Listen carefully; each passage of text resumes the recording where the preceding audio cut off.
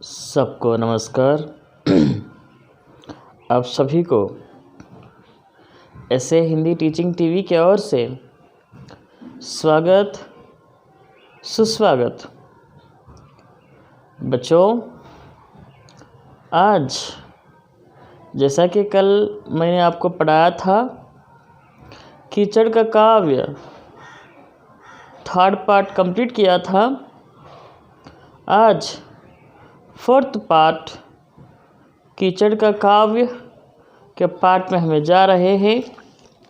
उस पार्ट के अंतर्गत हम कल जो सोचा है, सुना है, देखा है, आज उससे आगे देखेंगे। बच्चों, आपको अच्छा समझ में आ रहा है कहकर, आप लोग बहुत अच्छे से सुन रहे कहकर मैं आपको आगे बढ़ाते हुए आपको जो भी डाउट्स है उसको क्लैरिफिकेशन करवाने के लिए, कमेंट में रखने के लिए कहते हुए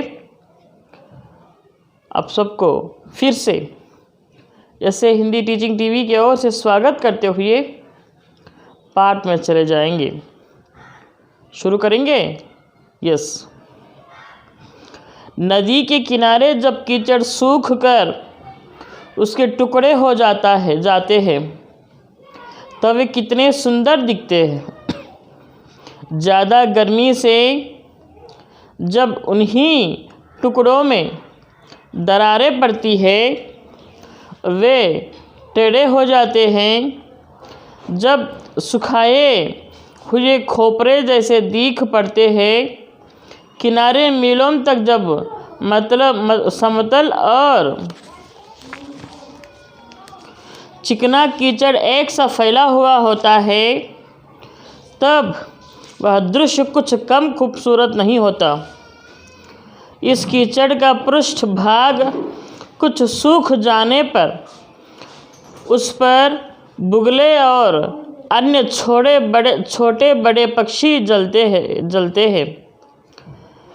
तब 3 नाखून आगे और अंगूठे पीछे ऐसे उनके पदचिह्न मध्य एशिया के रास्ते की तरह दूर दूर तक अंकित देख इसी रास्ते अपना कारवे ले जाने की इच्छा हमें होती है। बच्चों, आपको जिस तरह से कीचड़ का जो सूखा हुआ परिस्थिति में आपको मालूम होता है, कीचड़ जब कच्चा रहता है तब देखने में बहुत मुश्किल होती है। उसमें जब पैर डाल देते हैं तो उस पैर को अंदर कीचड़ लगकर उसको धोना ज़रूरी पड़ता है। उसी तरह से जब वो सूख जाता है तो दिखने में बहुत अच्छा लगता है। उसी तरह से उसमें खेलने की मज़ा आता है और उसमें बहुत कुछ कर सकते हैं कहते हुए आगे बढ़ते हैं। फिर जब कीचड़ ज़्यादा सूख कर ज़मीन ठोस हो जाए तब गाय, बैले, पाड़े, भैंस, भेड़, बकरे इत्यादि देव पदचिह्न उस पर अंकित होते हैं। उसकी शोभा और ही है। और फिर जब 2 मदमस्त फाड़े अपने सींगों से कीचड़ को रौंद कर आपस में लड़ते हैं तब नदी किनारे अंकित पदचिह्न और सींगों के चिन्हों से मानो महिष्कुल के भारतीय युद्ध का पूरा इतिहास ही इस करदम लेख में लिखा हो, ऐसा भास होता है। बच्चों, जिस तरह से जब कीचड़ बनकर बाद में वो जब भास हो जाता है, भास का मतलब प्रतीत, अभ्यास, कल्पना, चमक होता है। उसके अंतर्गत जब पेड़ों, बैलों, पक्षियों, भैंसों, गायों, इस तरह से बहुत सारे चीज़ें हमें दिखाई पड़ते हैं। वहाँ पर उसके ऊपर सोते हुए दिखाई पड़ते हैं, कुछ करते हुए दिखाई पड़ते हैं, तरह तरह के डिफरेंट के जैसे दिखाई देते हैं। उसी तरह से हमें ऐसा मालूम होता है जब भी ऐसे चीज़ें बहुत खुश लगता है। एक टाइम पे कीचड़ पे रहना ही खराब लगता था, जब वो सूख जाता है तो जंतुओं को, जीवों को, पशुओं को, पक्षियों को अच्छा लगता है। तो ये बहुत बड़ी खुशी की बात होती है ना। यह कहते हुए बहुत अच्छा लगता है। कीचड़ भी एक अच्छा चीज़ है। जैसे कीचड़ के बाद जो सूख जाता है वो काम में आने वाला चीज़ होता है, कहने का मतलब है। कीचड़ देखना हो तो गंगा के किनारे या सिंधु के किनारे, और इतने ही तृप्ति ना हो तो सीधे खंभात पहुँचना चाहिए। वहाँ मही नदी के मुख से आगे जहाँ तक नज़र पहुँचे वहाँ तक सर्वत्र सनातन कीचड़ ही देखने को मिलेगा। इस कीचड़ में हाथी डूब जाएगा ऐसा कहना ना शोभा दे, ऐसी अल्पोक्ति करने जैसा है। पहाड़ के पहाड़ उसमें लुप्त हो जाएंगे ऐसा कहना चाहिए।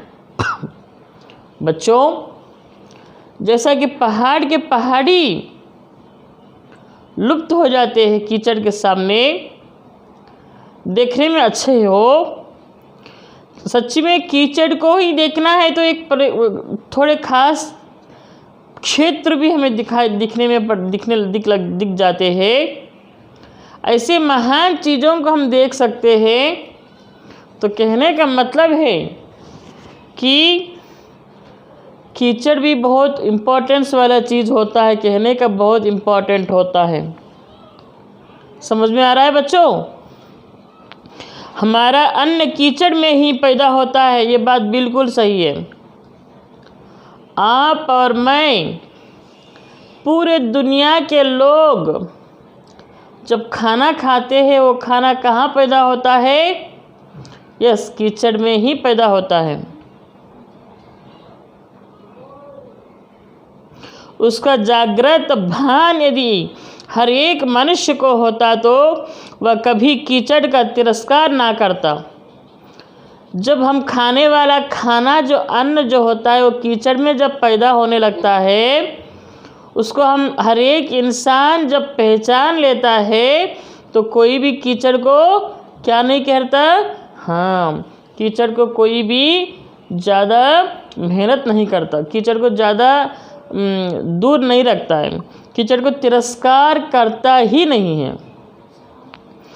एक अजीब बात तो देखिए, पंख शब्द घृणास्पद लगता है, जबकि पंकज शब्द सुनते ही कवि लोग डोलने और गाने लगते हैं। मल बिल्कुल मलिन माना जाता है, किंतु कमल शब्द सुनते ही चित्त में प्रसन्नता और आह्लादकत्व फूट पड़ते हैं।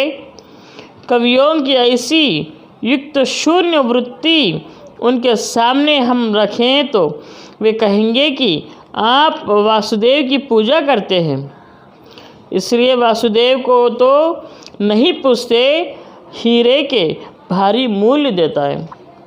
हीरे का भारी मूल्य देते ही, किंतु कोयल का पत्थर का नहीं देते और मोती का कंठ में बंध कर फिरते हैं, किंतु उसकी मातृश्री को गले में नहीं बांधते। कम से कम इस विषय पर कवियों के साथ तो चर्चा ना करनी ही उत्तम है। बच्चों, कीचड़ की उत्तमता के बारे में और किसी वस्तु के बारे में, किसी चीज़ के बारे में हम जानने से पहले हमें ये मालूम होना चाहिए, हम लोग ये समझना चाहिए कि जब हमारे खाना कीचड़ में उगता है उसका इम्पोर्टेंस हमें मालूम होता है। कीचड़ में ही, जैसे कि पानी में अंदर जो कीचड़ होता है उसमें ही हमें मोती मिलती है। इस तरह बहुत सारे चीज़ें हमें कीचड़ में ही मिलती है।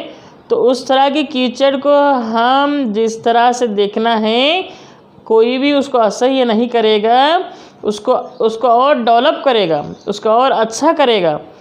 मतलब उसको असह्य नहीं करनी चाहिए। कीचड़ रहेगा तो ही हमारा खाना अन्न पैदा होता है और उसमें मोती वगैरह वगैरह मिलता है और सब कुछ मिल जाते हैं कहकर यहाँ पर कवि कहते हैं। और यहाँ पर और भी कहते हैं कि जो कुछ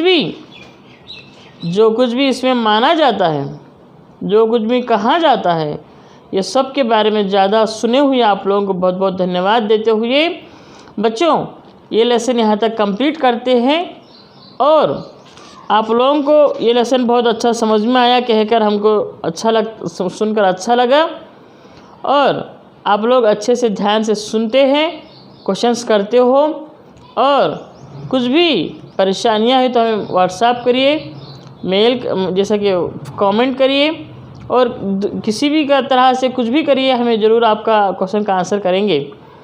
आप सब लोग हमारे चैनल को सब्सक्राइब कर रहे हो, लाइक कर रहे हो, शेयर कर रहे हो, तो आप लोगों को बहुत बहुत धन्यवाद देते हुए ऐसे हिंदी डिजिट टीवी की ओर से थैंक यू कहते हुए ये लेसन को कंप्लीट कर देते हैं। शुक्रिया।